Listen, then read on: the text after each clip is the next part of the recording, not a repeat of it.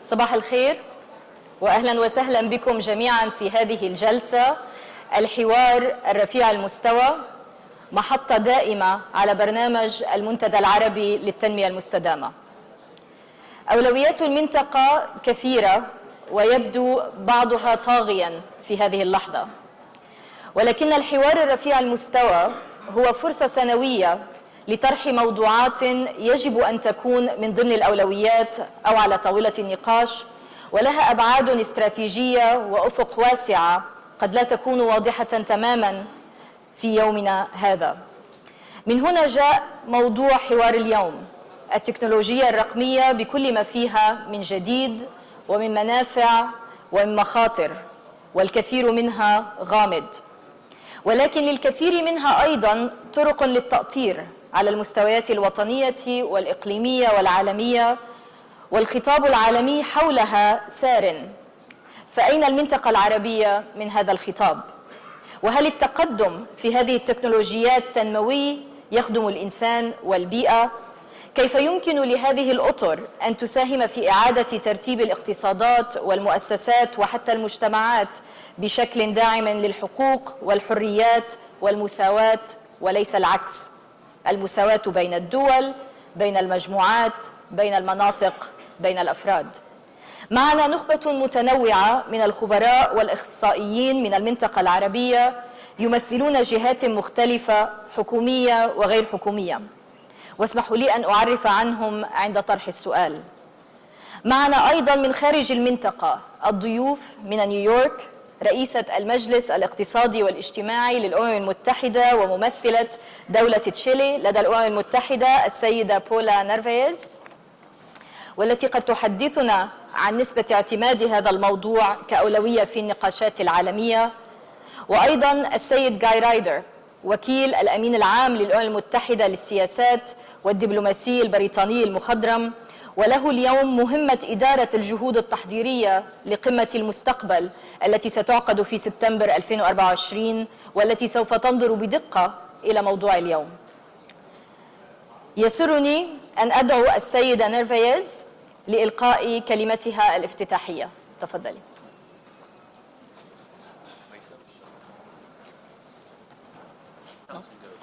Not working? Okay. Sorry. Emil, it's not working. Please. Sorry. So you missed my brilliant opening. All right, we'll do.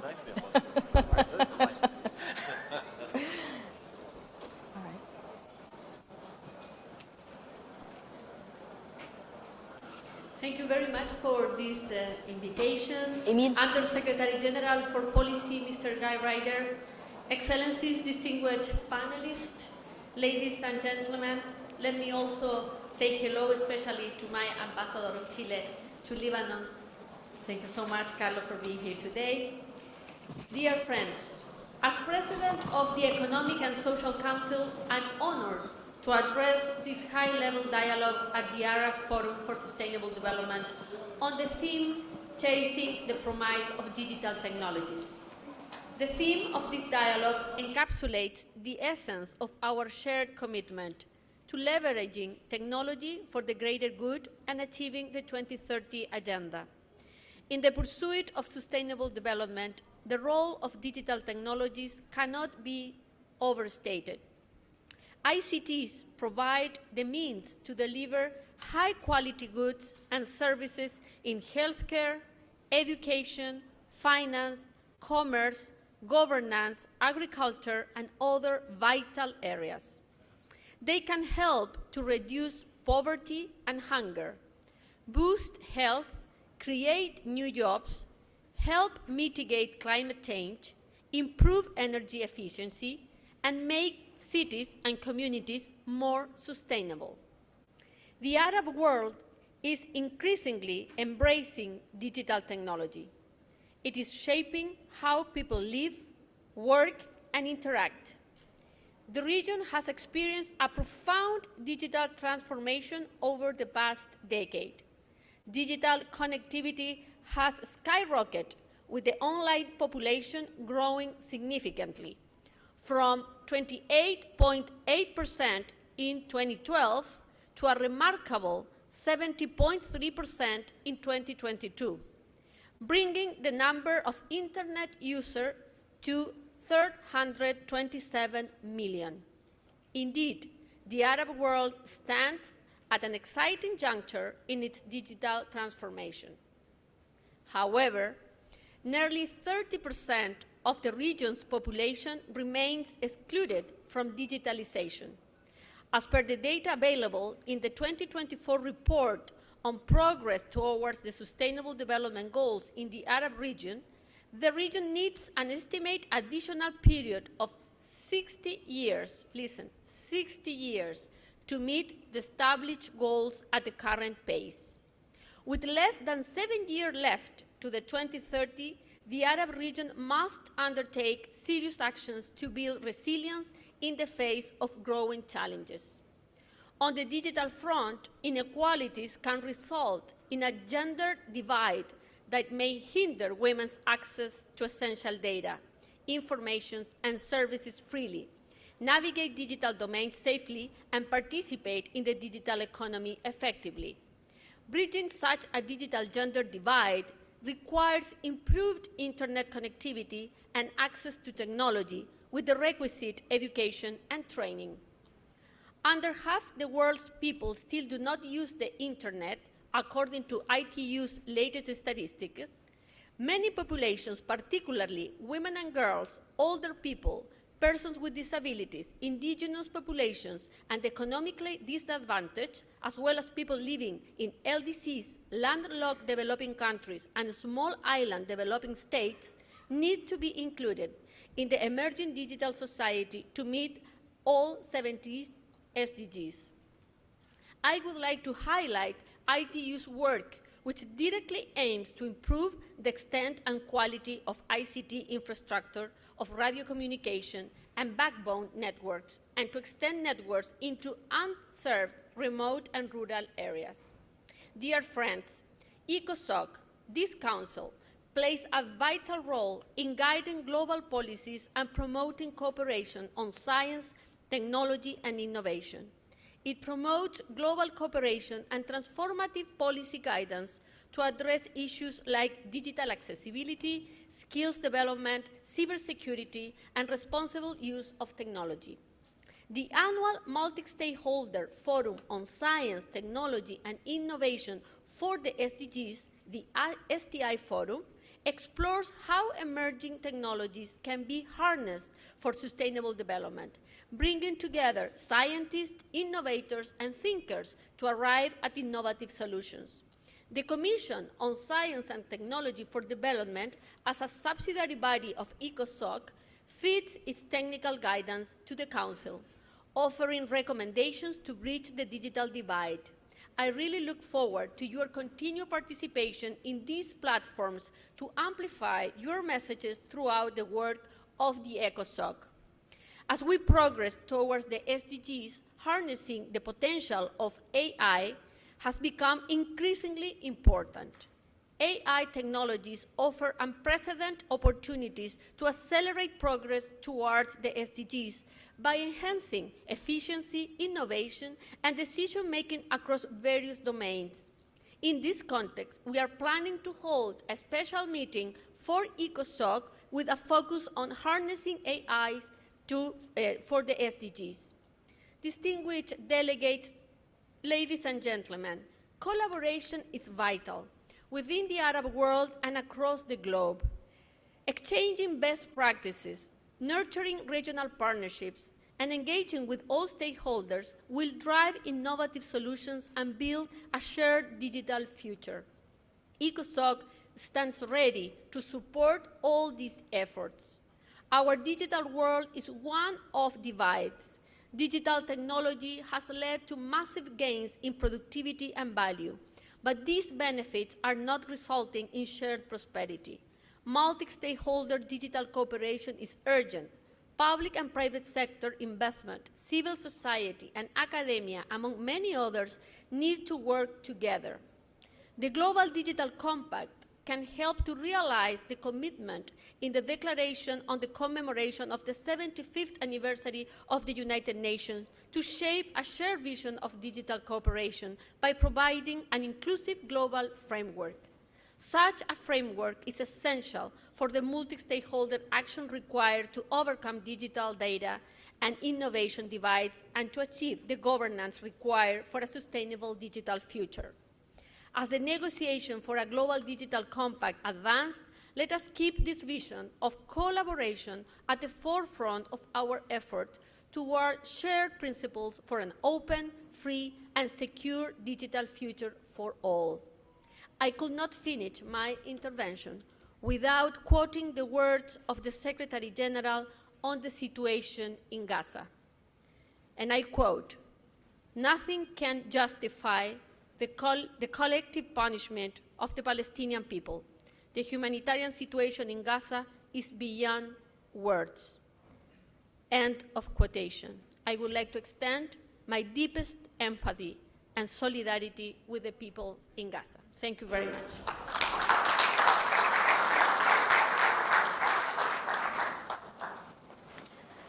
Thank you very much, Ambassador Paula Narvaez, Your Excellency. And it is my pleasure now to invite to the podium for opening remarks as well, Undersecretary General, Mr. Guy Ryder, please.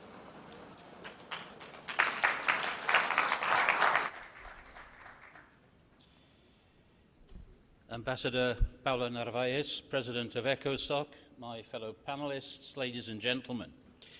Let me say how pleased I am to join you for this very important dialogue on how digital technologies can help us to create a more equal and a more sustainable world. And I'm pleased that this debate benefits from such a wide diversity of experience and expertise. Ladies and gentlemen, we're meeting at a time of great turbulence for the region and for the world, and a difficult time also for the realization of the Sustainable Development Goals. It's a time when perhaps discussing digital technologies might seem rather distant from the realities of today. But the reality is that digital technologies are a lifeline for people in crisis and will be key accelerators for recovery of the Sustainable Development Goals.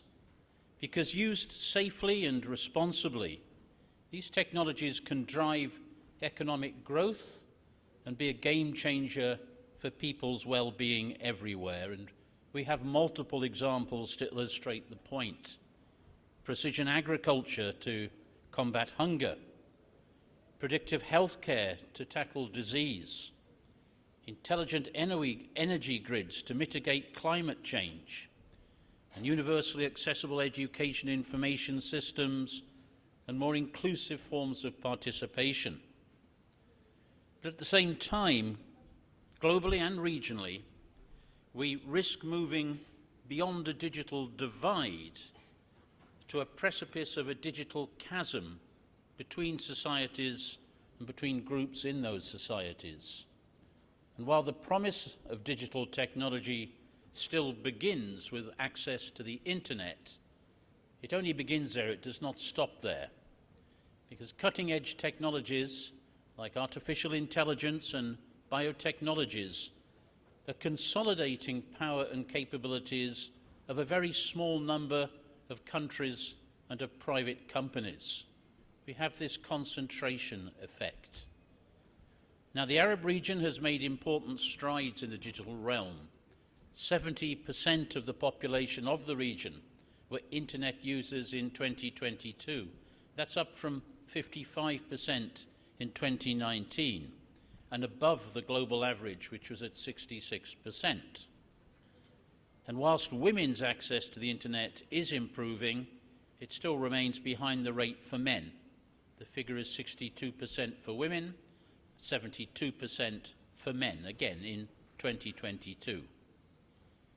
Digital technologies can be the key to a more equal and sustainable world, but countries, including Arab countries, need the innovation and the creativity of their governments to seize upon these opportunities.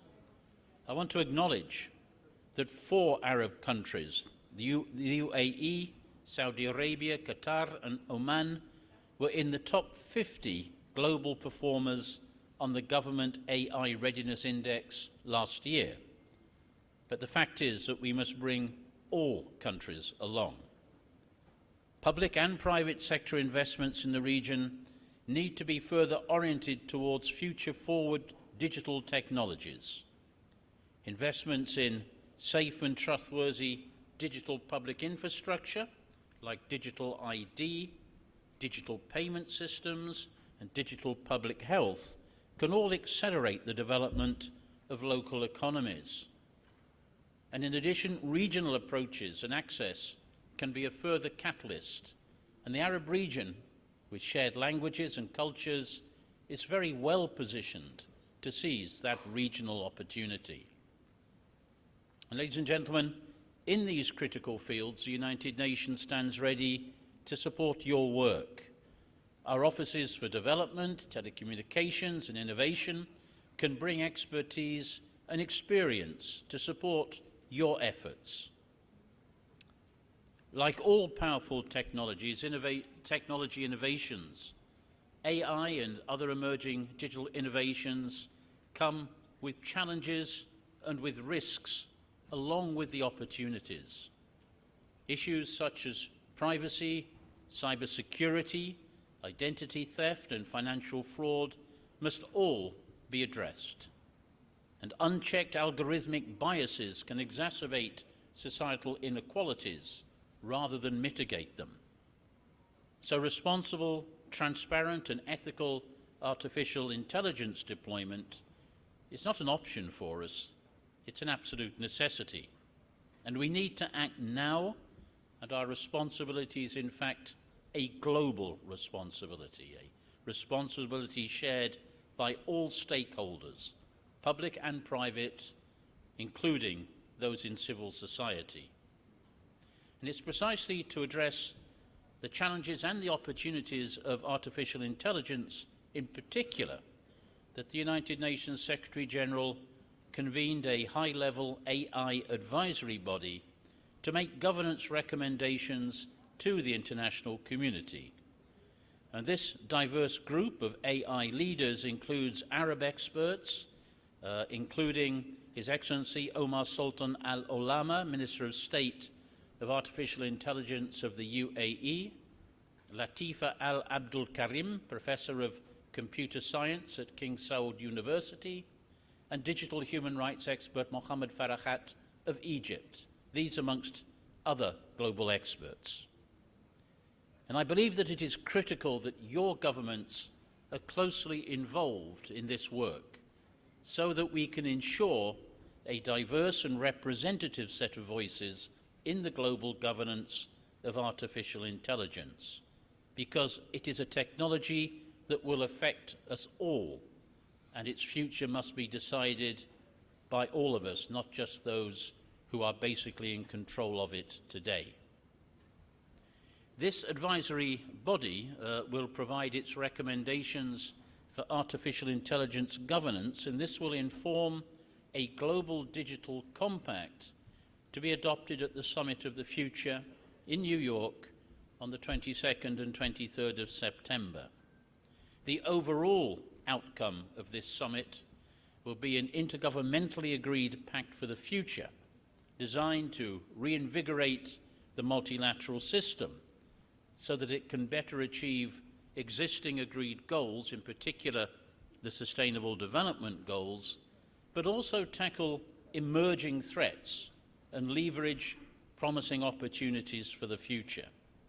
And one of the chapters of this Pact for the Future will be dedicated to science, technology, innovation and digital cooperation, and the Global Digital Compact will be annexed to the overall pact. And beyond artificial intelligence, this Global Digital Compact is an opportunity for us to address structural obstacles to accessing new and emerging technologies, for ensuring human rights in the digital space, and supporting digital progress for least developed countries and countries in conflict. The overall aim is to make technology work for humanity and for the balanced, sustainable development of all of our societies. I invite you all to join in that important effort and look forward very much to this discussion on our shared digital future. I thank you.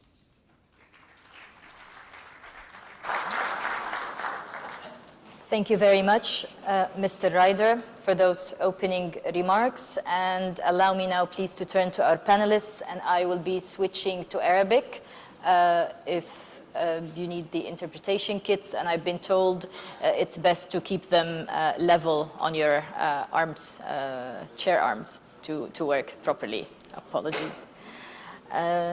نبدأ الآن مع المتحدث الأول، وهنا أود أن أوجه شكر خاص للسيد عبد الرحمن مطيري، نائب محافظ هيئة الحكومة الرقمية في المملكة العربية السعودية، الذي يتواجد اليوم في واشنطن حيث الساعة يمكن 4:30 صباحا. شكرا لك السيد المطيري وأهلا بك. التحول الرقمي يعتمد بشكل كبير على توفر البنية التحتية والخدمات الرقمية الأساسية كالهوية الرقمية، الدفع الإلكتروني، أنظمة تبادل البيانات. بلدان المنطقة لا تستثمر بالشكل الكافي في هذه البنى والخدمات. المملكة العربية السعودية رائدة في مجال التحول الرقمي في المنطقة، ولقد أحرزت تقدما واضحا في استخدام التكنولوجيا الرقمية، على سبيل المثال في مجال تقديم الرعاية الصحية عن بعد خارج حدودها من خلال مستشفيات افتراضية تخدم البلدان الأقل نموا. سؤالي الأول لحضرتك، ما هي برأيكم آفاق تكنولوجيا الذكاء الاصطناعي التوليدية وتأثيراتها على رفاه الناس؟ لو سمحت في 3 دقائق ومن ثم سؤال آخر، تفضل. بسم الله الرحمن الرحيم. بداية شكرا جزيلا لكم على الدعوة الكريمة. أود أن أتقدم بالشكر للأمين العام للأسرة في دولة دجتي على جهودها في تطوير المنطقة رقميا، وهي مشاهدة ومعروفة للجميع، ونتمنى أن تستمر بنفس هذا الزخم. أود أيضا بشكل أن أنقل لكم تحيات معالي المهندس أحمد الصويان، محافظ هيئة الحكومة الرقمية، والذي اليوم هو في مؤتمر ليف. مؤتمر ليف كما تعلمون هو أضخم رقمية في انتظام في العالم، ب 200,000 شخص زائر لهذه الفعالية. وهذا يدل على الاهتمام الكبير بتقنية المنطقة العربية ومدى يعني ارتباط الإنسان بهذه التقنية. نحن إلى آخر قريب كان الإنسان يمكنه أن يعيش على مسافة، على بعد مسافة، لكن في عصرنا الحاضر أصبح هناك نوع من التوأمة الرقمية، حيث أصبح أصعب على الإنسان. السيد المطيري، ولكن لا نسمعك جيدا، أعتذر منك على المقاطعة، دقيقة واحدة لو سمحت. أليكس لو سمحت ممكن تقرب على الميكروفون أكثر إذا كان الكمبيوتر. شكرا. ما أعرف الصوت واضح الآن؟ تفضل. فكنت أذكر أن الإنسان فترة يعيش بعيد عن التقنية، لكن في عصرنا الحاضر أصبح هناك نوع من التوأمة الرقمية. لا يمكن للإنسان أن يعيش ويستفيد ويشارك في هذا العالم اليوم دون أن يكون يعيش جنبا إلى جنب. وقد نشاهد في المستقبل القريب مع الذكاء الاصطناعي التوليدي أن قد الإنسان يتحول أن يعيش في هذا، وأن يعيش بشكل مباشر. لماذا أذكر ذلك؟ أذكر ذلك لأن البشرية بشكل عام اعتادت على تقديم خدمات أو ثورات تقنية في فترات متعددة. لو عدنا بالزمن إلى الفترة التي اخترع فيها الطيران، وماذا كان يحمل للناس من مخاوف ومن فرص. عندما اخترع الهاتف والتليفون، الهاتف الأرضي، الإنترنت، كل هذه الابتكارات كانت تحمل يعني جانبا من المستقبل، لكن أيضا نظرتها بنظرة إيجابية، استطاعوا أن يحدثوا واقعا اقتصاديا. وهذا مثل الحقيقة في موضوع الذكاء الاصطناعي. نحن نشاهد ثورة تقنية كبيرة في مجال نماذج اللغة وتعلم الآلة والبيانات الضخمة، وهذه أساسية جدا في تشكيل مستقبلنا. واعتقد ان هناك فرص كثيره قد لا نشاهدها الان، قد يشاهدها الاشخاص الذين يكون بعد 50 او 100 سنه من التاريخ ويشاهدون كيف تفاعلنا مع هذه. اهم نقطه حقيقه تعاني منها المنطقه العربيه بشكل كبير هي البنيه التحتيه. اذا لم توجد البنيه التحتيه الكافيه والسريعه والقويه التي تستطيع ان تقدم الخدمات بشكل سريع، لا يوجد يعني استخدام للتقنيات الناشئه، لا يوجد اقتصاد رقمي، لا يوجد حقيقه يعني اضافه كبيره للمنطقه ومن المنطقه الى البلاد. ولذلك نحن نشدد دائما على اهميه الاستثمار في البنيه التحتيه. ولعل المنظمات الدوليه ايضا تتحدث معهم الان بشكل واضح وصريح ان الاهتمام بما يعرف بالاصول التقنيه والاستثمار فيها وتمويلها في المنطقه العربيه ولمناطق العالم التي تستحق ان تحصل على بنيه تحتيه رئيسيه هو محور اساسي. انا اود ان اكد انه يعني ما نعانيه اليوم من الذكاء الاصطناعي المنخلق قد يعود في اجماله الى امرين رئيسيين. الامر الاول هو مدى جوده البيانات من الذكاء الصناعي. الذكاء الصناعي او الاصطناعي يعيش بشكل رئيسي على البيانات وعلى جودتها وعلى توافرها. هذه البيانات ان لم توجد طريقه للتحقق منها يعني مصادقتها، نتاكد انه فعلا الذكاء الصناعي يعتمد على بيانات موثوقه، بيانات امنه من مصادر معروفه. اعتقد سيصعب علينا ان نصل الى مرحله من اخلاقيات الذكاء الصناعي التي ذكرت يعني ساتذه قبل. الامر الاخر هو يتعلق بالخوارزميات المتقدمه والالغوريثمز وما مدى معرفتنا بماذا تقوم به هذه الالغوريثمز. يعني نحتاج حقيقه الى ان نفكر بشكل يعني دولي كيف يمكن مصادقه هذه الالغوريثمات بشكل واضح، بحيث نتاكد ان فعلا هذه الاجهزه وهذه الانظمه الاليه الضخمه انما يعني لا تكون يعني صندوق اسود لا يعرف ماذا يفعل داخلها، وانما تكون يعني معقد بشكل. وانا اعتقد بشكل شخصي ان حوكمه الذكاء الصناعي او الجهود اللي تقوم في الامم المتحده المشكوره هي الخطوات الاولى في مجال حوكمه. اعتقد انه لا يمكن ان يحوكم الذكاء الصناعي الا ذكاء صناعي فعال ونشيط. انا ايضا بس اود اشير على عجاله الى نقطتين رئيسيه قائمه اليوم، يعني ذكرت مساعد في مقدمتها عن استخدامنا اليوم. يمكن المملكه العربيه السعوديه عبر مستشفى صحه نقدم الدعم لاكثر من دوله واكثر من جهه في اكثر من اخر مثال واختم به هو مثال المحكمه الافتراضيه. اليوم في المملكه العربيه السعوديه 95% من جلسات المحاكمات تتم عن بعد. لا يوجد هناك داعي لأن يذهب الشخص للمحكمة ليحضر جلسة المحاكمة، ولا يحتاج القاضي أيضا أن يذهب إلى المحكمة لكي يقوم أداء عمله في العدالة. وهذا كله أيضا مقصود عبر البيانات ومركز تحكم دقيق يبين ما هي الحالة والوضع العدلي بشكل دقيق لمتخذ القرار. حقيقة أنا أشكر الإسكوا وأدعو إلى مزيد من التعاون الدولي العابر للحدود في مجال التعاون الرقمي والتحول الرقمي. شكرا جزيلا. شكرا لك سيد المطيري، واعتذر عن المشاكل التكنولوجية، ولكن يعني بالإنجليزية من شان الضيوف اللي معنا. Mr. Mutayri highlighted the importance of infrastructure, but infrastructure, usually we look at it as connectivity. In this case, it should also be about data and information that is inputted into the systems that will generate knowledge and information. And given the risks, or not the risks, given the weakness in our region actually of those, it's quite a handicap, and that this has to be one of the priorities. He also highlighted, and yumkin Mr. Mutayri, here you got into my second question on how do we ensure that digital technologies are human-based, and you spoke a bit about courts and courts functioning electronically, and that there are implications there for inclusion. Would you mind maybe in just 2 minutes to speak a little bit more about the efforts that you are taking to ensure a more human-centered digital and generative technologies? In 2 minutes, please. Yes, تسمحوا لي تحول للغة الإنجليزية حتى بس للضيوف الكرام يكونوا معنا على هذا النقاش. Human-centric is a process, and it's a continuous process. And now what the challenge that we have with the human-centric system is that the preference of the citizen will change with any technical or technology advance. So if the citizens are happy today, there is no guarantee that they will be happy tomorrow if the new technology was produced and used by the private sector.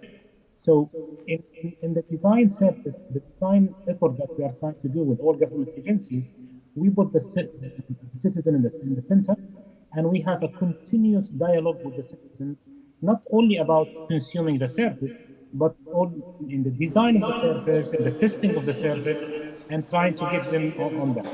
And that will introduce us to what we call it life journey, which basically is a service that might be delivered by various different agencies, but in a very cohesive approach to the citizen, and with ease of use for different type of persona of citizens.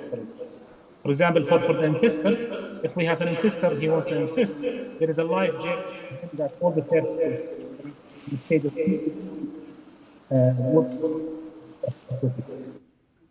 Thank you. Thank you, Mr. Mutairi. And I think we got the gist of your intervention. I'm very sorry we're not able to get all the details, but I did hear the importance of dialogue with different groups to ensure a user-friendly interaction with these technologies, and we will come back to you again in a bit, hopefully also that the sound will be a bit clearer. I will switch now to Arabic again. I'm sorry for the interpreters. وأنتقل إلى السيد أحمد معرفي، الشريك المؤسس والرئيس التنفيذي لأكاديمية كودد في الكويت. هناك اهتمام متزايد بين الشباب في المنطقة لدخول مجال التكنولوجيا، تكنولوجيا المعلومات والاتصالات، ومع ذلك لا تزال فجوة المهارات الرقمية كبيرة مما يعيق النمو الرقمي في المنطقة. أنت شخصياً عملت من خلال مبادرتك الخاصة على إبراز الإمكانات وبتمويلات وجهود خاصة أيضاً. كودد تقوم بدورات للتنمية على هذه التكنولوجيات. أطلقت من خلال هذه الأكاديمية ورشات تدريبية على البرمجة استفاد منها متخصصون في المجال، موظفو القطاع العام حتى، وكذلك الشباب في المدارس وحتى مجموعات كاللاجئين. ما الذي دفعك لإطلاق هذه المبادرة وما هي الآفاق الممكن تحقيقها من خلال العمل الذي تقوم به؟ تفضل 3 دقائق لو سمحت. Alex, please. First of all, thank you for having me, Mesa. Pleasure to be here. Coded was born out of necessity. My co-founder and I had built 2 previous startups prior to starting Coded, both of which struggled due to our lack of coding experience and skills. We wanted to solve that problem, not only for ourselves, but for everyone else as well. And that's how Coded came to be, focused on cultivating the next generation of coders in the MENA region. Since launch back in 2015, we've run well over 150 programs catered to the public, private, and government sectors, graduating well over 5,000 students. We're also very proud of our partnership with a leading private school in Kuwait, Northwest, in which we curated and created a 4-year curriculum focusing on coding, game development, and cybersecurity, allowing their students to turn their ideas into practical products using technology at a very young age. We have a lot of success stories, and I'm very proud to say that a lot of our students after graduation have launched their startups, but it would probably take me hours to talk about these success stories. We're seeing a lot of cases keep happening over and over in which our students are getting into our boot camp, having no background in coding whatsoever, and within 3 months and a half, they graduate as full stack developers, and they venture off to build their own startups or lead technical teams or work in the private sector with the leading firms in Kuwait. When you mentioned to me the other day that public sector employees were coming to you as a startup, what does that tell you? about what's going on in the region? This basically tells us that there's a huge gap in terms of the kind of education that they're getting out of the educational system in Kuwait and the region, and what the demand is all about in the market, right? They're coming in with the intent of wanting to upskill and reskill themselves so that they can cope with what's happening around the world. The kind of curriculums that we're providing are at a very high caliber, very high quality, meeting the international standards. We're basically teaching our students the latest programming languages and frameworks to enable them and let them be able to compete with all of the other players in the market and be able to translate whatever they have in mind into startups and applications and websites so that they can create their own thing and be proud of it. Yeah, because when we hear the word students, we're thinking a younger generation, but it's not. For you, you're dealing with older We're actually, so we're taking in students from the age of 6 all the way to like 45 and 50. We're dealing with different... young. Very young. They're still young, they're still young. So it's a very wide spectrum, but you know, we have different programs catering to different age ranges. All right, thank you. Can you mention maybe for our audience to get a sense of what could a young woman in a refugee camp, for example, or some of the students in underprivileged communities along the border in Syria or Jordan, how can they possibly benefit? What did they do with this knowledge? That's a very good question, Mesa. So one of the things that we've done is that we've launched a product that's called Bermij.com. Bermij.com is an online interactive coding platform that teaches people how to code in Arabic. A lot of people want to venture into the world of coding, but unfortunately, the majority of the material available online is available in English and other languages. So we wanted to make it easier for them to jump into this world at a very quick pace. And that's why we've launched Bermij as an online platform that has more than 17 different tracks teaching coded.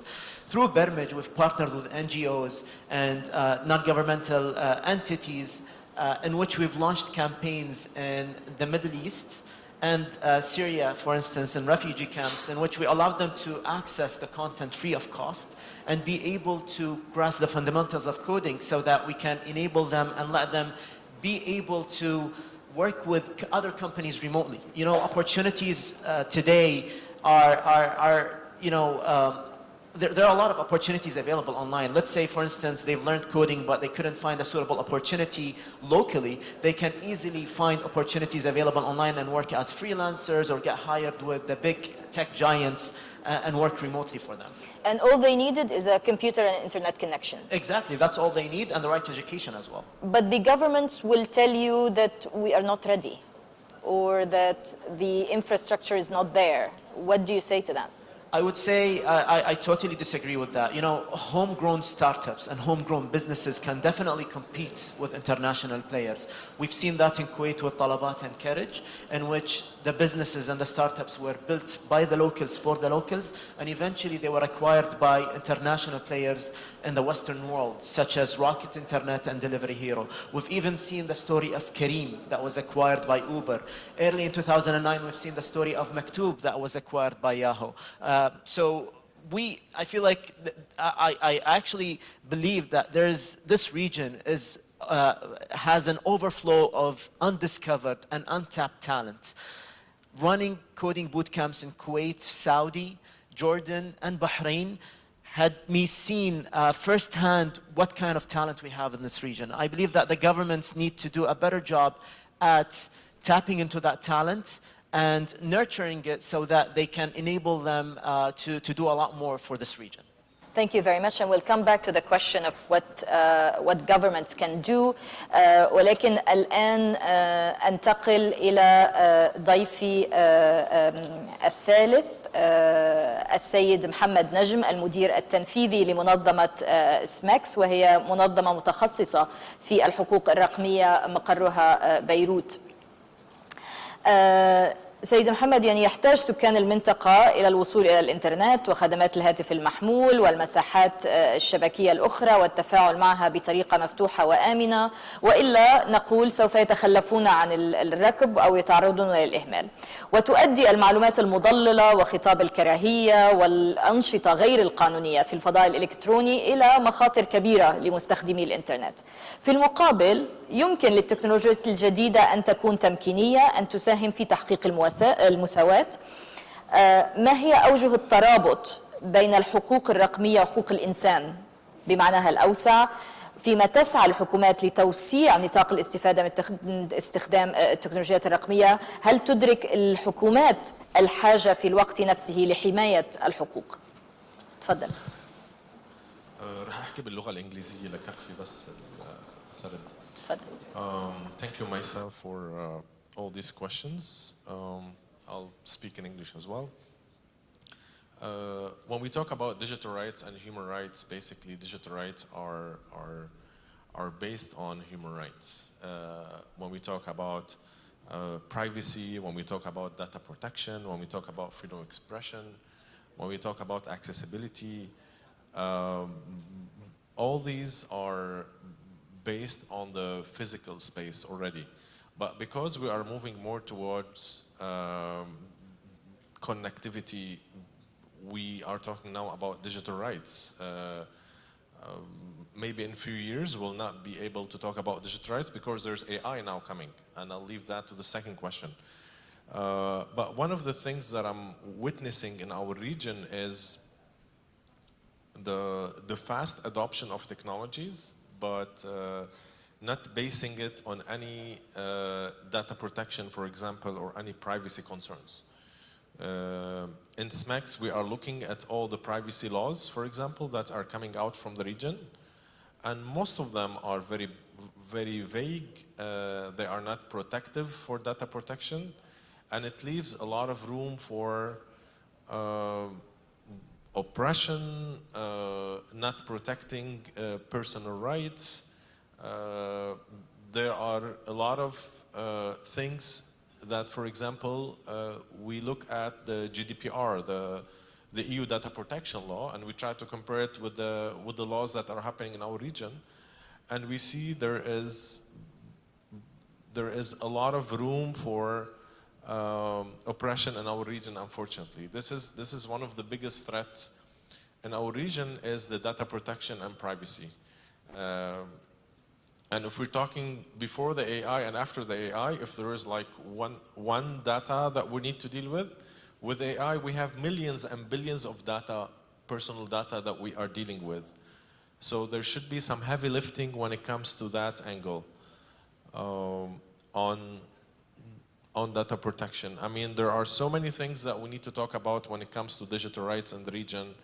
There is internet shutdown. We see many internet shutdown happening in our region. We have seen what happened in Gaza. Israel shut down the internet 5, 6, 7, 8, 9 times already. And it's not only internet shutdown, it's total blackout, which include also telecom. So people will not be able to communicate anything. But we also see a lot of other examples in our region that some countries do internet shutdown because they want to stop cheating in official exams, which are weird examples to witness. Why a country have problem in their education system, instead of fixing their education system and the cheating, they shut down the internet. We really need to look at the internet and the accessibility as also like part of a digital economy. We talk about human rights, but we also talk a lot about digital economy and how having internet accessibility, how having privacy and data protection in place will actually improve economy in these countries. Having digital authoritarianship will not lead to better economies. It will lead to more digital gaps. It will lead to more threats in the online space. It will lead to more censorship, and this is not going to lead to better economies in these countries. Is this issue of digital authoritarianism and the issue of rights and the protection of rights something that you see being tackled from the global down to the national? Or is it something that needs to start with civil society, let's say, in the region? And if so, are we seeing any signs that there is a civil society movement that is aware enough of these risks, that is trying to put pressure on the kinds of policies that need to be in place? Or are we looking to the global community to sort of push in that direction? Or is the threat coming from the global as well? I mean, we look at, it's still a topic that's not being addressed a lot in our region. There are very minimal human rights, or like there's very minimum civil society groups who are active on this angle. But we are the weakest party involved. When we look at all the parties involved, we have like the UN, of course, and there's a lot to talk about the UN. For example, there's a UN cybercrime treaty that it needs really to be amended. Because there is a lot of surveillance in the region, also led by Israel, because there's a big company, it's known, NSO. It's producing and sending these surveillance tools to so many countries in the region that are using these surveillance tools. So there should be a UN cybercrime treaty to address this issue. Also, tech companies have sometimes a bigger role than even governments. We see hipster people, young, representing tech companies, but it is a lot of oppression happening from tech companies. There's a lot of censorship. We also saw what happened in Palestine and the censorship of speech when it comes to Palestinian narrative. There's a lot of collaboration between these tech companies and Israel as an occupation force. And of course, there's a role for all these governments that they need to open the space for better freedom of expression. They need to open the space for better innovation. We cannot do innovation if there's no freedom of expression. It's simple. It's simple equation. If they want to keep sustaining themselves and do e-government and e-courts, and there's oppression, and there is there's no human rights in these countries, it's oppression that's going to be around digital authoritarianship. So this is the problems. In this region, we often say that SDG 16, as critical as it is in terms of institutions to moving forward, that SDG 16 and SDG 4 have to be thought of as extremely linked, because you cannot have critical thinking, problem solving. You cannot have an educational system that is not built around those with freedom of speech and freedom of assembly, and then call for either peaceful societies or, in fact, innovation and technology, because innovation needs to also come from critical thinking and problem solving, and those have to be built into the educational system. Thank you for that, and allow me now please to move to السيدة هدى الخزيمي، أستاذة مساعدة ومديرة مركز الأمن السيبراني في جامعة نيويورك أبو ظبي، ورئيسة جمعية الإمارات الرقمية للمرأة في الإمارات العربية المتحدة، معنا أونلاين. I think I will pose my question in English, because I do feel I do feel bad about the interpretation. Dr. Khuzaimi, with businesses and governments moving more goods and services to a digital delivery model, people without adequate skills and access are being excluded. This includes people in least developed countries, in conflict countries, people in remote areas, women, the elderly, etc. You are doing a lot of work to integrate the region into global discourses, into discussions on guidelines, on regulations, and also in terms of widening the circle of who should be part of the conversation when we speak of an enabling ecosystem. My first question to you is, what are the risks and what ecosystems beyond government can help open the opportunities for all? How do you see this in our region compared to our regions? Such a great question, Maisa, and please allow me to take the liberty to answer your questions in English to save up some kind of interpretation time. I want us to focus not just on AI. I want us to not only on digitalization, but on conglomerates of a portfolio of assets when it comes to addressing emerging technology and critical technology development. If you looked at the global map of critical technology development, there is a global race and competition at the moment to be the main monopolizer of bringing that technology to market. Whoever is investing at the moment, $20 million, for example, or $200 billion and bringing, for example, AI technologies to market, is going to see more than 10x for their investment in 2030. 2030 is less than 6 years away from now, and we've seen the manifestation of race happening there.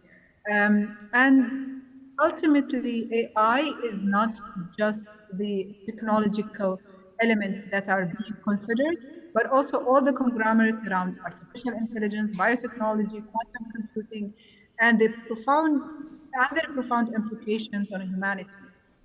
However, not everyone, as you have said, Maisa, have an equal access to these technologies, and that's by design. Because we tend to cultivate the mineral resources or the elemental resources of this technological development from those regions around the world, areas of conflict. They are called areas of conflict because sometimes they are the hubs of resource interest globally. So we need to address capacity development within these regions in a much more equitable manner than what we are doing now. Rather than just focusing on doing basic, skill development, we need to do massive transformations and higher acceleration to access resources that are not available at the moment. When we are considering, for example, access to resources, shall we consider the geopolitical or economic situations of the country? How can we leverage the potential of having much more easier access to technology development stacks within those regions? As some of my fellow panelists has mentioned, access to data, to hardware, to human factor, to coding, access also to resources that would elevate challenges and maybe provide much more opportunities to the mass of the public that are available. And how can we foster ethical and responsible investment within those areas? Should this be part of the economic development plan that are being extended with every country? The answer is yes, because we are in the era of technology sovereignty. And if we don't enable technology sovereignty today, then tomorrow we are going to be discussing questions and issues related to technology equitable access more than what we're having today, more than the numbers that we're discussing, more than the 3 billion people who are disconnected, more than 1.6 people who are not who are available globally without access to financial instruments. So the answer, there is no easy answer to your question on digital inclusivity. For example, we are considering the statistics that we have in Yemen. We have over 26% of the population that have access to internet only. And compared to the global coverage, it's supposed to be something around 53.6%.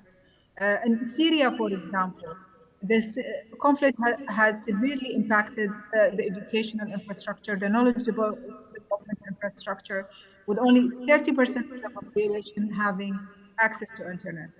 And other conflict zones across Africa as well, we have approximately 75% of the population lacking accessibility to internet. Beyond the current efforts that we're seeing through the NGOs, we don't have systematic institutional efforts and investments at the moment that would take technology development, semiconductors development, fabrication of hardware, but fabrication of critical infrastructure to those regions of conflict. Yes, we have a spillover effect where we have high efficiency markets when it comes to creating digital assets, as has been discussed by my fellow panelists. In regions like UAE and region like Saudi, we are attracting global funds and new economies and digital economies, which is a very positive spillover effect.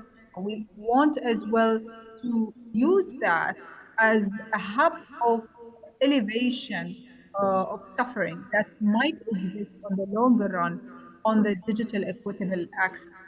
We've also talked about another vulnerable group here of areas of conflict, which are the women and children. They face a significant barrier to accessing digital technologies, advanced technologies, learning. And according to World Bank, only 22% of women within the region have access to internet compared to 42% of men. Moreover, women in conflicted areas, most of the time, and children, as we have seen, they burn the burden of handling the displacement and violence and socio-economic gaps that might exist on the longer run. So what we have done, Emirates Digital Association for Women, and also in our wider collaboration within other NGOs that are centered around STEM development, the STEAM development as well, is we worked on programs of, I don't want to call it digital literacy program, but it's more tech literacy. We are where we brought in the possibility of developing R&D capacities within different regions, within Yemen, within Iraq, within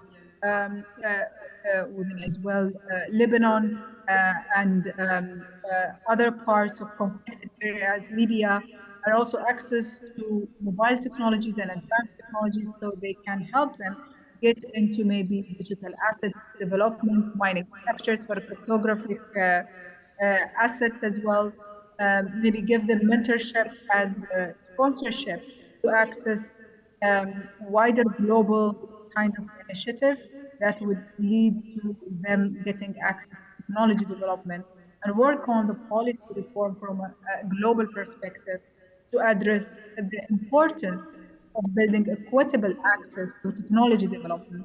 We cannot live in 2024 with the prospect of only technology companies developing cutting-edge technologies like generative AI, for example, within specific regions, and extending the ability of consuming these technologies to other markets. Those technologies are very sensitive. Localizing technology development, localizing access to data, localizing competency development for different regions are very critical in building the future of different generations that will exist in these jurisdictions. Much, Dr. Khuzaimi, and I know that you are very passionate about this idea also that frameworks have to be thought of beyond not only the national level but beyond the regional level as well, and you are very active in those and the impact that has on inclusion generally within the Arab region. We will come back to you in a bit, but allow me please maybe to just give a chance to Her Excellency Ms. Narvaez and to USG Ryder to react perhaps to some of what you've heard in a few minutes. Go ahead, please. Is working? No? It is. It is working? Okay. Yes, you can? Okay, great. First, well, thank you so much for sharing this experience, this very concrete experience. I think it's important to understand from the real and human experience how these new technologies apply to daily life. I think that's the first point, because when we talk about digital transition or digital transformation, maybe different people understand different things. And I just want to connect these concrete realities, obstacles and challenges that we are facing because this new technological era is with us, with the multilateral system. Because sometimes we can think that UN, as a multilateral process, is not related with these certain things that are going on in concrete spaces and countries. And they are very much related. So I think as international community today, we have important opportunities to have a bigger conversation on how we will address normative frameworks to protect human dignity, human rights in this new technological era. We are not saying that we will prevent or we will resist to the important impact that this new era is having in our daily life. actually we have very helpful experience on how technology can help to reinforce human rights as well. No? We have examples of on how these new technologies can help many women in the world, for instance, to have economic opportunities, just for giving one example. But at the same time, using the same example with women, we also know that digital space is also a space to experience violence against women in the digital sphere. So we need to address from the multilateral system a new framework to protect human rights and dignity. And we are doing so. We have some experience, the concrete treaty on cybercrime. Well, we are in that discussion. But we also have the Digital Global Compact that is also under discussion. And we have the Summit of the Future that is also very, very well related with these matters. So my invitation for multi-stakeholders is to follow up those conversations, those processes, and to engage from civil society perspective, for instance, in that negotiation process and that a conversation process. Be aware, be informed, and of course, use the spaces that we have, for instance, in the ECOSOC, to raise their voices and see and say from the civil society perspective which are their opinions and their also their contributions to this new era.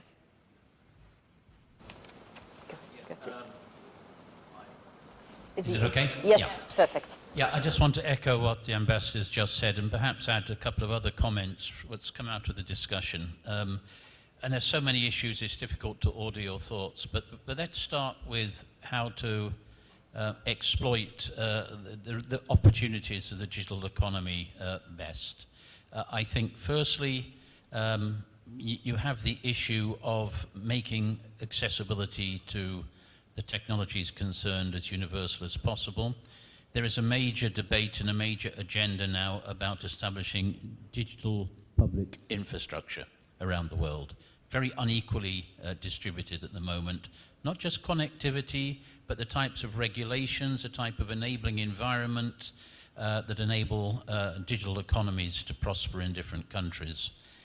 But it's not just that either. It's also about human capabilities, and this brings us straight away to the educational issues, which have been so very well put on the table by my neighbour. And that brings us to the question of where do the responsibilities lie? It's not a new story. It's not a story that began with the digital economy, but there's been long-term criticism that public educational systems are not providing people with the skills and the requirements that labour markets and the economy need. So is it for the private sector to take over where the public sector fails, or is it for the public sector to get its act together? These things are really very important indeed. And when you're working in the digital economy, and the opportunities have been outlined, you get into all sorts of other key issues. Remember that the IMF published a report at the beginning of this year, the International Monetary Fund, saying that in a foreseeable future, 60% of jobs, one way or another, will be impacted by artificial intelligence. We're into a major social transformation. And what about that young person perhaps living in the Lebanon who's contracted by a multinational operating in a different country, a different continent? What laws apply? What conditions of work apply? There's a whole agenda which, so far as I can see, can only be resolved at the international level, which takes us into the human rights agenda, which is really so very, very important. There are some very difficult questions to be answered here. On the one hand, we want to protect people against misinformation, disinformation, hate speech, and all the damage that this can inflict upon people. And on the other hand, we want to make sure that we do not impinge upon freedom of expression. And these are difficult problems and difficult dilemmas to resolve. One of the things we're doing at the United Nations is progressing a code of conduct on what we call public information integrity. And this is aimed particularly, it's a voluntary code of conduct, at the activities of digital platforms. So if something is written on a digital platform, which is false, harmful, deliberate misinformation, disinformation, who has the responsibility for that? Does the platform itself have responsibility for what is put on its platforms, or is it simply the author? It's a major public debate at the moment, and we're going to have to try to resolve it. And lastly, on artificial intelligence, because we're talking about the digital economy, and artificial intelligence is the cutting edge of the cutting edge, is it not? We're faced with a situation where there is a recognized set of capability overhangs. What does that mean? It means that the private sector knows a lot more than the public sector. That the people who are driving artificial intelligence have knowledge which the would-be regulator does not have. And that takes us back again to the question of the role of the public sector and the private sector. What space should be given to the private sector to, I suppose the catchphrase is self-regulate, and to what extent is this a matter which belongs squarely in the field of public policy? We're seeing different reactions to that. Europe has adopted an artificial intelligence legislation. The United States has a code of conduct for industry. We're going to have to resolve those questions, and in so doing decide what belongs at the international level. The question that you posed, is the governance of artificial intelligence, indeed the regulation of the digital economy, something which needs to happen at the global level, or is it something which simply on the basis of subsidiarity would devolve on national legislators? We have a lot before us, but as Ambassador Narvaez has said, the Summit of the Future is a great place to begin to develop our responses to all of these questions. Thank you very much, Mr. Ryder. Can I follow up with maybe an annoying question? I don't know. But can we catch up? I mean, you mentioned the issue of who's responsible. And the issue of responsibility is related to accountability. And accountability, usually, we think of it in terms of, somebody there, recognizable, being responsible, being accountable. We have a crisis now. There is very little authenticity left with AI, with generative technologies. Is the debate globally going into these ethical considerations? So beyond sort of the mechanics of how do we put in a treaty in place that assigns roles and responsibilities? Do you feel that we are globally up to that conversation? Are we having the ethical discussion? Will the Summit of the Future get into that? We are certainly having We are certainly having the ethical discussion. Our colleagues at UNESCO have already adopted a code of conduct on the ethics of artificial intelligence. I would depart from a simple principle that what is right and what is wrong, what is legal, what is illegal in the analog space should equally be the case in the digital and the virtual space. It's a basic principle. Unfortunately, it gets more complicated when you try to apply that basic principle. But yes, I think this ethical discussion, this human rights discussion, is not simply a plug-in and add-on. It has to be an integral part of the development of technologies. And if we fail, I actually think we will be hindering the development of the opportunities, the material opportunities that these technologies provide. There is a thesis out there that by paying too much attention to regulation, human rights issues, you can actually hinder innovation. You will be putting a brake on progress. I would suggest it's the opposite. By finding adequate approaches to the ethical issues as you framed it, is actually something which is needed to enable the long-term development of these technologies and their application for sustainable development throughout the world. Thank you very much, and I think this is hopefully a case also where the global discussion at the Summit of the Future can help us drive the discussion, because very often we talk about this in terms of skilling and upskilling and jobs and economies versus the ethical considerations, the human rights considerations, the issues related to inclusion and equality, and we're hoping we're moving in that direction. Go ahead. I had a follow-up question for you, but go ahead, please. No, I just want to reinforce this idea on the necessity of international cooperation on these matters. And I think it's key, it's critical to have this global conversation with the aim to exchange ideas, possibilities, and different realities. And the other factor that I think is also critical is that we need a very powerful, empowered civil society. We can't disconnect the conversation from, government, states and people. I mean, that conversation should be gathered in the same place. And I want to say that the UN space is a good space to have that conversation. How active are the companies, the corporations that Mohammed was talking about? When we speak about the multilateral system, I mean, we are in a region where we're still struggling to say, how do you force corporations to pay taxes? And, the system globally is not allowing for, or there is very limited reach for the multilateral system to effect these kinds of changes. So how hopeful are you that you can actually get those corporations on board in part of this discussion? I'm very positive always. I'm a positive person. And we actually, I know that is an example, but we are having an important now conversation on tax cooperation. And it was because of the developing world was able to put the topic on the agenda. It's slow. I know it is slow.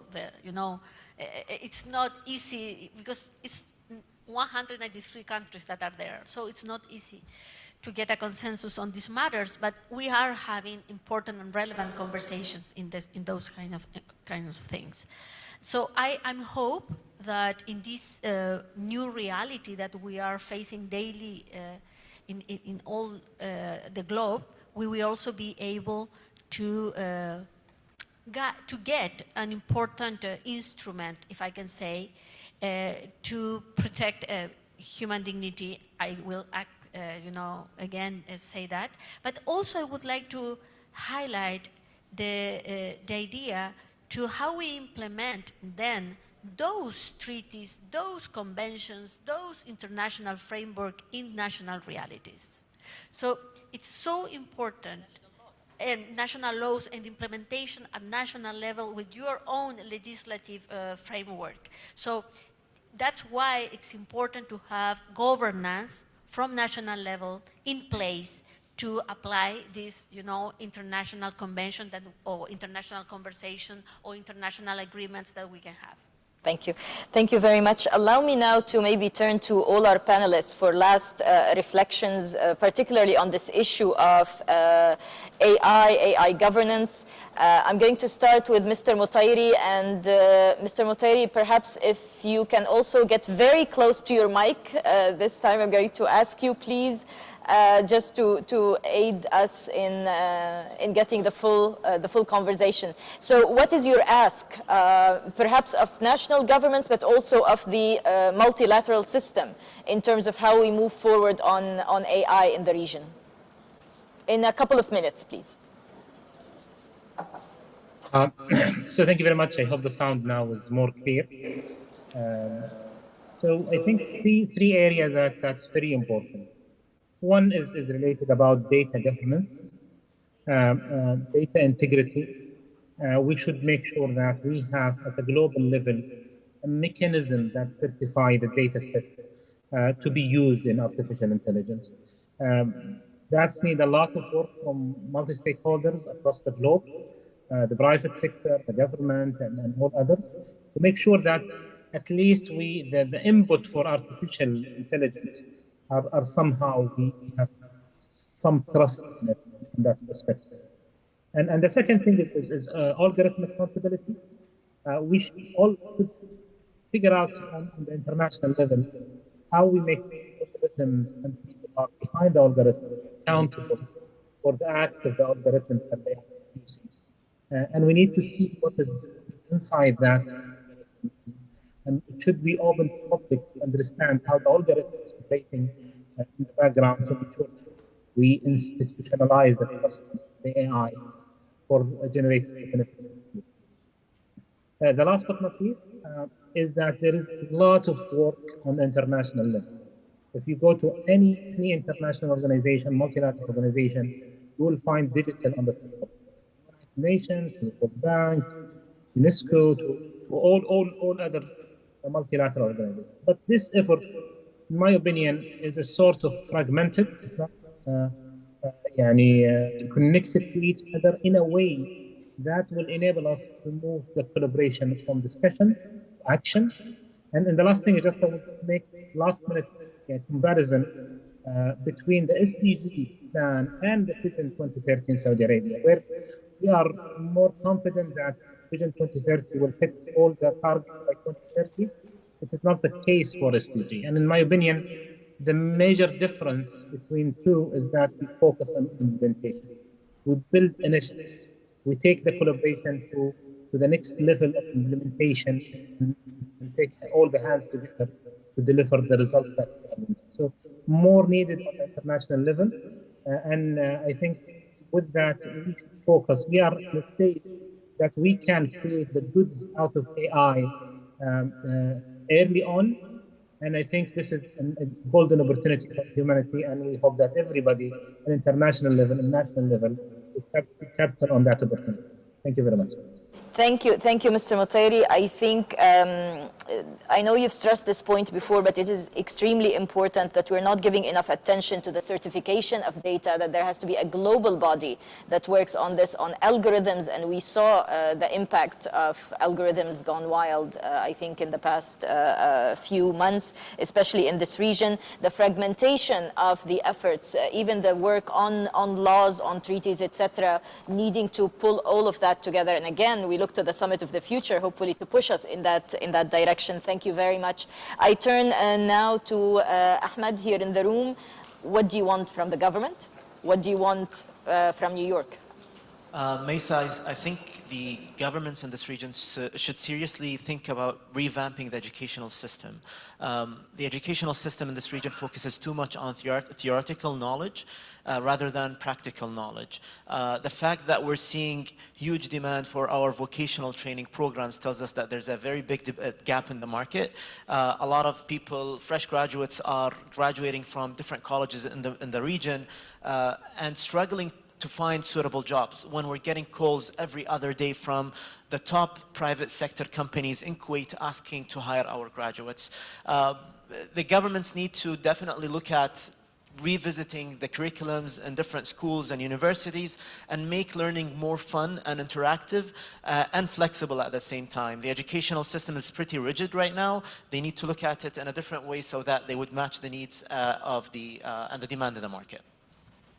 Of connecting talent in poorer countries to global markets? I would say something similar to what I said before, basically providing them with the right kind of platform that has the right content and enabling them to learn at a very low cost or maybe free of cost, supported by the private sector maybe, so that they would be able to learn the latest technologies and allow them to work with international players remotely, basically. Thank you very much. Mohammed, can I go to Dr. Khazaimi before you, just because you're in the room? Thank you. Dr. Khazaimi, if we can ask you please to come very close to the mic again, because we're having a bit of trouble with the connection. And maybe, if you don't mind, in 2 minutes, what do you see as the most important action to be taken right now in terms of AI governance by governments in the region and by the global community, the Summit of the Future, etc.? In the light of the Summit of the Future and the global community, I think it's very important for us not to be phased out by the fog of emerging technology being represented by AI. AI could be a Horizon 1 short-term kind of a trend that's happening now, or a medium Horizon 2 trend. Or we should think of what other trends that might exist beyond the Horizon 3, beyond the long-term horizon when it comes to the future of digital economies, the future of new economies, and the future as well of critical technology development at large on a global level. You asked us earlier, Maisa, about the future of multilateralism. I think the way we are addressing technology today is pushing us to a tipping point where we should address multilateralism from a very concrete, measurable manner when it comes to having this kind of international collaboration between Global South and Global North, making sure that contribution to technology development will be attributed correctly. And as my fellow panelists said, attribution should come in the form of accessibility to knowledge hubs, accessibility to R&Ds, accessibility to foreign direct investments that would allow you to develop your own infrastructure internally to build up kind of the universities, the R&D, the industrial R&Ds, and collaborations to build these technologies in-house, and it will to cross-collaborate on an international level to bring an economic value globally. So I think we have a multi-layer approach when we address this on what tools are we supposed to use for this kind of multilateral kind of a process. The future of this multilateral process needs to change from its kind of facto legacy systems that existed in the past. And the second ultimate goal that we should work with is not to just focus on AI governance or on data. We should focus on emerging tech governance in generality and on the whole stack of emerging tech development, because policy, standard, and governance aspects is one pillar of what we need to address. There is also the pillar of science and technology development, accessibility to markets, accessibility to funding, and capital that should exist as well for those economies to be built. So, I mean, the governance structure that exists at the moment is very fragmented, as my fellow Mr. Al-Muteri, His Excellency Al-Muteri had just highlighted. But we need to as well make sure that we celebrate fragmentation, because when it comes to the regulation, we need to also respect the indigenous differences that exist within different legal norms, but as well have one governance guidelines for technology. We don't have that governance guideline. For today, there is no one single governance guideline that gives you this kind of authority to develop technologies as you do, for example, in a nuclear systems, or trade technologies, or stop cyber wars across jurisdictions, or I mean, to apply attribution to technology misuse as we do in other ecosystems. So we need to start by addressing the governance gap that we have, and not just the regulation gap that we have, or the R&D gap that we have across different markets, or even the data gaps. So I would leave it to that. Thank you, Dr. Khazaimi, and I think you are trying to connect issues of attribution, guidelines, funding, and markets all together. And I think what we will do, to just be fair to you and to Mr. Mtairi and to the panelists, is ask you perhaps to send us just in bullet point format the content of your interventions that we will share with the panelists, and they will definitely be part of the report. I apologize for the technical difficulties we faced, and thank you very much, both of you, for connecting online. Mohammed, the last reflections from you on the issue of governance and what we need from governments here and what we need from the multilateral system. About AI, right? Mainly. Okay.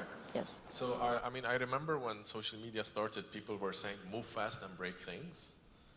I think with AI, we really need to move very slow and careful, because when we break things, it's going to be societies, it's going to be us and the global majority.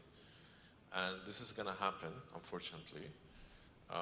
In 2024, we have more than 2 dozens actually of elections.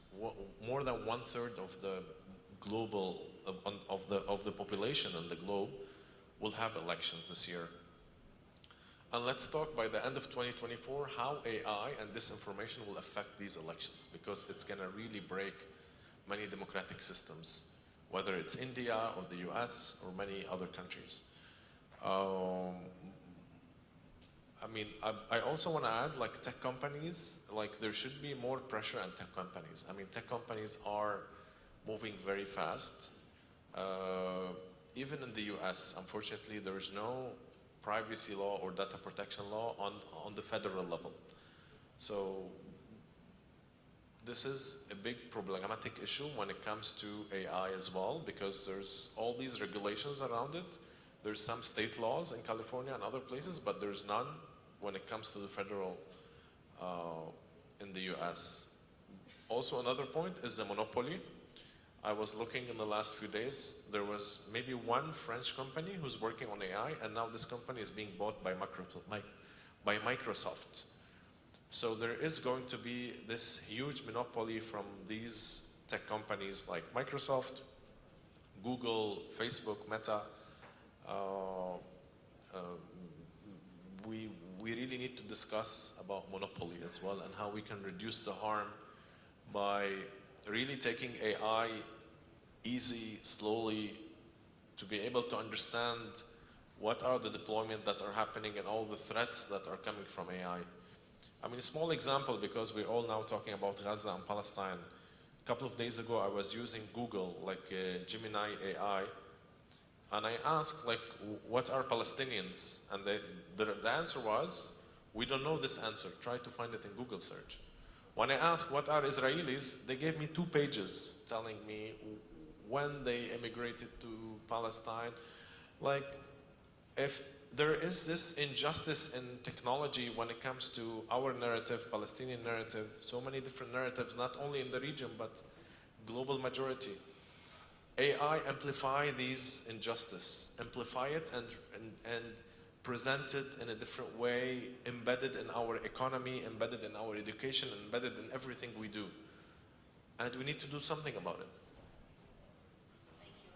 I think goes back to Mr. Matairi's also this issue of certification and authenticity. I'm going to give you Ambassador Narvaez and then Mr. Ryder the last word. So go ahead, please, and then. I want to say certain things. First, I totally agree with your view.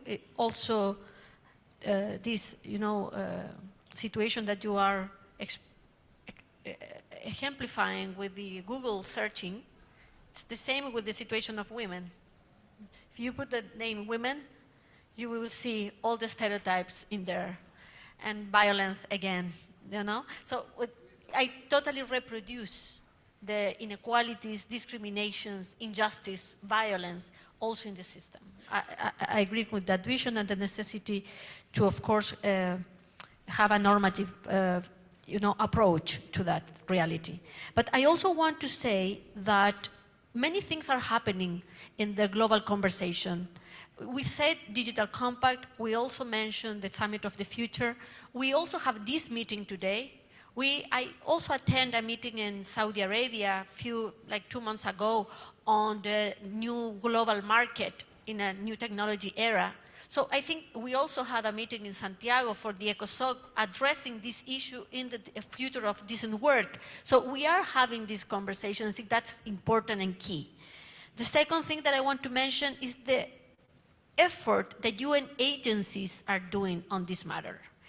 I want to mention this regional commission and how they are using AI with instruments to improve public policies and to have concrete recommendations to governments and how they can fill the gaps that we have in many areas, economic, social, etc.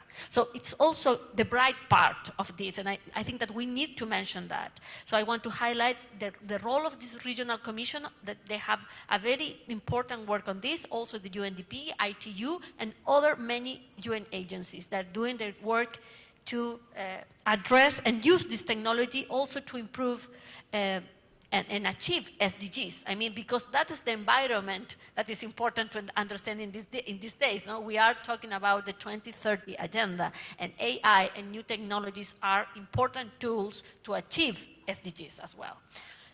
And finally, I want to mention that for me, my takeaways from this session is we need policy reform, we need research and development, we need to improve digital literacy at all levels.